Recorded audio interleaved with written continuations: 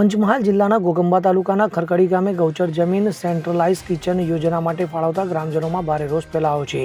તો ગ્રામજનોના જણાવ્યા મુજબ સરપંચ અને 2 વ્યક્તિઓ દ્વારા ગ્રામસભા યોજ્યા વગર જ ગ્રામજનોની સંમતિ વિના પંચાયતના ચોપડે ઠરાવ કરી ગૌચરની જમીન શિક્ષણ વિભાગને ફાળવી આપવામાં આવી હોવાનું જાણવા મળી આવ્યું છે। ત્યારે ગ્રામજનોનો આક્ષેપ છે કે ગૌચરની જમીન પશુધન માટે જીવનદાયી છે, તો આ જમીન ગામની સીમા સાથે અડીને હોવાથી અહીં કિચન શેડ બાંધવામાં આવશે તો રસોઈ પ્રક્રિયા, વાહનોની અવરજવર, ધૂળ ધુમાડા અને ગંદકીથી પર્યાવરણ પ્રદૂષિત થશે, જેના કારણે બાળકો સહિત ગ્રામજનોના આરોગ્ય ઉપર ગંભીર અસર થઈ શકે છે। તો વધુમાં ગામમાં આવવા જવાની એક જ સિંગલ પટ્ટી રોડ હોવાથી ધાર્મિક પ્રસંગો કે શુભ અશુભ કાર્ય દરમિયાન વાહનોની અવરજવરથી ભારે હાલાકી પણ સર્જાશે તેવી ગ્રામજનોની ચિંતા છે, જેને લઈ ગ્રામજનો દ્વારા મામલતદારને લેખિત રજૂઆત કરી ગૌચર જમીનનું સંપાદન રદ કરવાની તથા સેન્ટ્રલાઇઝ કિચન માટે અન્ય યોગ્ય સ્થળ નક્કી કરવાની માંગ કરવામાં આવી હતી। ત્યારે આ રજૂઆતને પગલે સમગ્ર ગામમાં ચિંતા અને ગભરામણનો માહોલ જોવા મળી રહ્યો છે।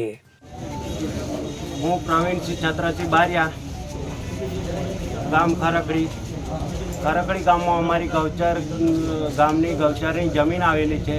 ત્યાં કિચન શેડ બાંધવાની કાર્યવાહી અમારા ખેતરની બાજુમાં જ થઈ રહી છે। એટલે અમને જાણ થઈ એટલે તપાસ કરતો એવું માલુમ પડ્યું કે જે તે ગ્રામસભા ભરાયા વગર અને સરપંચ અને 2 મળતિયા સાથે મળી અને આ ઠરાવ આપી દીધેલ છે। અને ગ્રામની જે જમીન ગૌચર જમીન છે, ગાયો ભેંસો માટેની, ગાયો ચરે છે એના માટેની જે ભેંસો ચરવા માટેની જે જગ્યા છે તે કિચન શેડ બાંધવા માટે આપી દીધેલી છે ઘોગંબા તાલુકાના એમાં।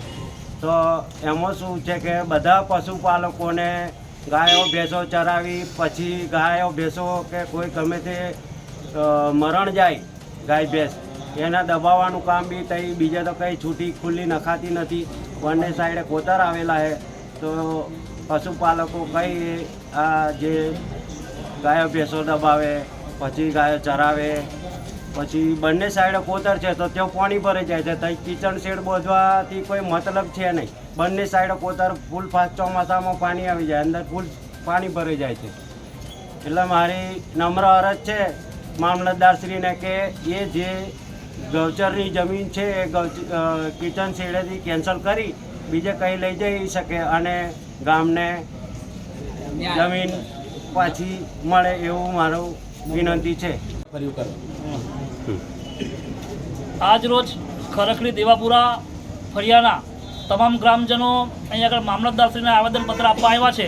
તેમાં મુખ્ય વાત એ છે કે ભાઈ જમીન જે એમની ગૌચરની જમીન છે એ સેન્ટ્રલાઇઝ કિચન બનાવવાના હેતુ માટે ફાળવવામાં આવે છે। તો સરકાર આમાં 2 ધારી વાત કરે છે। એક તરફ સેન્ટ્રલાઇઝ માટે સાહેબ ગૌચરની જમીન ફાળવે છે કે જે ખરેખર કાયદાના વિરુદ્ધની વાત છે। બીજી તરફ કોઈ વ્યક્તિ રહેતા હોય વર્ષો પેઢી 2 પેઢીથી પણ જો રહેતા હોય તો ત્યાં ભાઈ ગૌચર છે એમ કહીને લોકોના મકાન તોડવા માટે સરકાર દબાણપૂર્વક મકાનો તોડે છે। તો સરકારની 2 વાત છે, હહુ અને ફાકુ 2 વાત છે। એક તરફ વર્ષોથી રહેતા લોકોને સાહેબ દબાણ છે એમ કહીને મકાનો તોડવામાં આવે છે અને બીજી બાજુ ગૌચરની જમીન ગ્રામજનોના જાન બહાર કોઈ પણ સંસ્થા કે NGOને આપી દેવામાં આવે છે। હવે સેન્ટ્રલાઇઝ કિચનની વાત એવી છે કે ભાઈ આ વસ્તુ બનવાથી ઘોગંબા તાલુકાના તમામ સ્કૂલોના જે સંચાલકો છે એ પણ બેરોજગાર થવાના છે। તો એ પણ બેરોજગારી માટે પણ સરકાર શું ન્યાય કરવાની છે એ પણ બહુ મોટી વાત છે।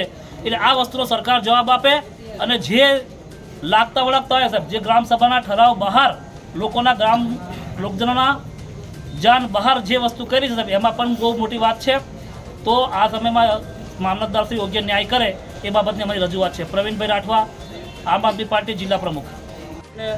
અમે આ દેવાપુરા ગામ ખરકડી પંચાયતનું દેવાપુરા ગામ છે, ત્યાં ગામની નજીકની અંદર જ ગૌચરની જમીન આવેલી છે।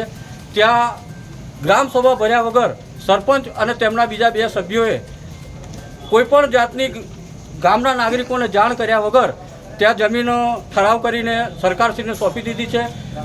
વિગતે વાત કરીએ તો ખરકડીની અંદર સિંગલ પટ્ટી રસ્તો છે, જેના કારણે ત્યાં અવરજવર માટે ખૂબ જ તકલીફ પડી રહી એવી શક્યતા છે।